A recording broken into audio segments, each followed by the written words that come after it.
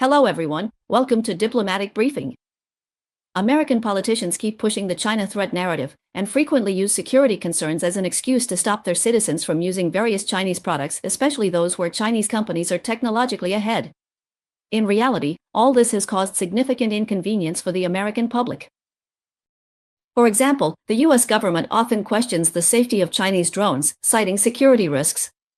But in reality, practical needs have only made American farmers increasingly dependent on Chinese-made drones and related systems. According to a South China Morning Post report on August 17, Bruntz, vice president of the U.S. Meat Export Federation and a rancher in Nebraska, recently searched for drones to monitor his cattle. He found that only DJI from China could offer a reasonably priced solution. DJI's specialized solutions for agriculture, such as seeding, pesticide spraying, and tracking livestock reproduction, have quickly become widespread in the U.S. agricultural sector. Bruntz remarked that the adoption of Chinese drones has been incredibly fast. Like many farmers in Nebraska, Bruntz is concerned that the supply chain for Chinese products might be disrupted, but under the current circumstances, he feels he has no other choice. Compared to similar products made in the U.S., the Chinese alternatives not only perform better but are also more affordable and offer great value for money. He bluntly stated that Chinese products do have an edge in many technological fields, and the American solution is to do their own R&D and switch to American equipment, which is neither easy nor cost-effective for farmers. In fact, Chinese technology is present in far more areas of American agriculture than just the current drones. Cattle ranchers in Nebraska revealed that the smart meters and control systems they use also widely incorporate Chinese technology and components. According to data from drone market research agencies, 70% to 80% of commercial drones worldwide are made in China, which also dominates the production of key components such as sensors and speed controllers. A report released last December by the Center for Strategic and International Studies in the U.S. made it even clearer. DJI is the world's largest commercial drone manufacturer, holding 90% of the U.S. commercial drone market share. Now, this company is actively expanding into agricultural and other industrial applications, positioning them as new sources of revenue growth. Take DJI's Argus T100, launched last year, as an example. This drone, designed specifically for large-scale commercial growers, is equipped with a 100-liter liquid spraying system and a 150-liter granular spreading system, supports a 100-kilogram effective payload, and comes with multiple radar and visual sensing systems. Not only can it handle nighttime operations, but it also provides strong support for precision agriculture applications. China's drone industry continues to develop rapidly, bringing a lot of convenience to people's production and daily life. However, without any factual evidence, the U.S. has baselessly suspected that drone systems from Chinese tech companies like DJI pose data security risks. As early as 2017, the Pentagon banned the U.S. military from using DJI drone products on the grounds of so-called data security concerns, imposing sanctions on the company that lasted for a year.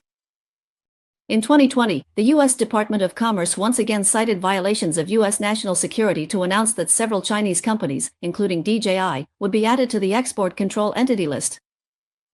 In March last year, the U.S.-China Commission called on the U.S. government to impose higher tariffs on Chinese drones, including those re-exported to the U.S. from other countries, and to introduce new incentives to promote the development of American drone manufacturers.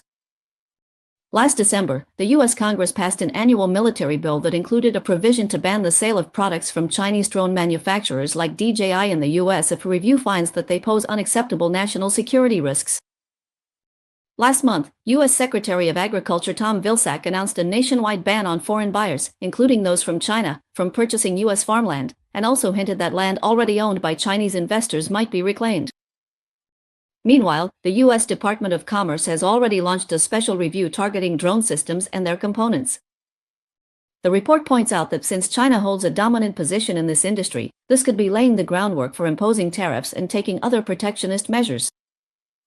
In response, a spokesperson for China's Ministry of Commerce has sternly pointed out that the U.S. is blatantly overstretching the concept of national security and abusing state power to crack down on industries from other countries.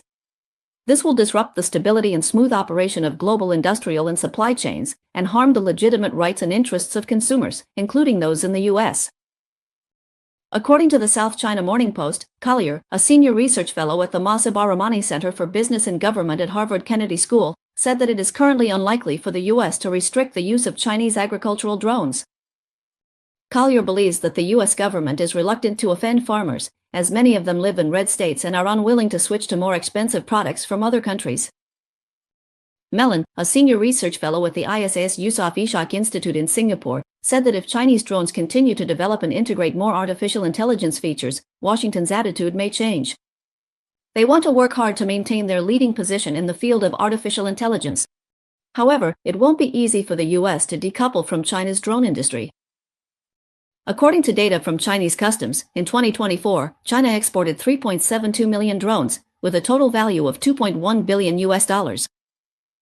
According to market research firm Drone Industry Insights, Chinese companies also dominate among the many suppliers of drone components, and some foreign manufacturers are heavily still reliant on parts provided by Chinese suppliers. Previously, some buyers told that European manufacturers lagged behind China in technology. They tried to produce European-made drones, but couldn't reach the same technical level as China. To put it simply, American politicians think that cutting off Chinese products will be painful for a while, but things will get better after the pain. However, the reality is that replacing Chinese products is harder than they imagined, and having the U.S. produce them itself is even more difficult. In addition, dissatisfied with the Trump administration's arbitrary tariffs, India's trade relations with the U.S. have hit a low point. Against this backdrop, India has begun to readjust its relationship with China. As a result, China-India relations have started to warm up. Foreign Minister Wang Yi began his visit to India on August 18, during which the 24th meeting of the Special Representatives on the China-India border issue will be held. This is Wang Yi's first visit to India in 3 years. Foreign Ministry spokesperson Mao Ning said at a regular press conference that China is willing to take Foreign Minister Wang Yi's visit to India as an opportunity to work together with the Indian side to implement the important consensus reached by the leaders of both countries, maintain the momentum of high-level exchanges, enhance political mutual trust, strengthen practical cooperation, properly handle differences, and promote the sustained, healthy, and stable development of China-India relations. Mao Ning pointed out that the Special Representatives meeting on the China-India border issue is a high-level channel for border negotiations between the two countries. Last December, the 23rd Special Representatives meeting on the China-India border issue was successfully held in Beijing, where multiple consensuses were reached on boundary negotiations, border management, mechanism building, and cross-border exchanges in cooperation. Since the beginning of this year, both sides have maintained communication through diplomatic channels and have been actively advancing the implementation of these outcomes. Regarding this Special Representatives meeting, China is willing to work with India, on the basis of existing consensus and with a positive and constructive attitude, to continue in-depth communication on these issues and jointly safeguard lasting peace and tranquility in the border areas. During his visit to India, Foreign Minister Wang Yi will also have in-depth exchanges of views with Indian Foreign Minister Subrahmanyam Jaishankar on bilateral relations and issues of mutual concern. Foreign media analysis suggests that New Delhi currently hopes Beijing will reduce its troop presence in the disputed Himalayan border areas between the two countries. It is expected that both sides may achieve minor breakthroughs on the border issue, paving the way for Modi's visit to China at the end of the month. However, if India expects China to make concessions on major principles, that would be overly optimistic. The New York Times quoted analysts as saying that considering India's adjustment of its stance toward China this time may be a strategic move to counterbalance the influence of the Trump administration, China will respond to India's friendly signals with cautious optimism. Lin Wenwang, deputy director and researcher at the Institute of International Studies at Fudan University, pointed out that if India seeks to improve relations with China, China welcomes this attitude. However, China will not make major concessions or sacrifices of its interests just to accommodate India's so-called diplomatic gestures. Lin Wenwang made it clear that on matters concerning national interests, China will absolutely not compromise, even if these positions displease the Indian government. He pointed out that India's current approach is mainly driven by strategic considerations. As U.S.-India relations have deteriorated, India has made some friendly gestures toward China, and the Chinese side will carefully assess these developments.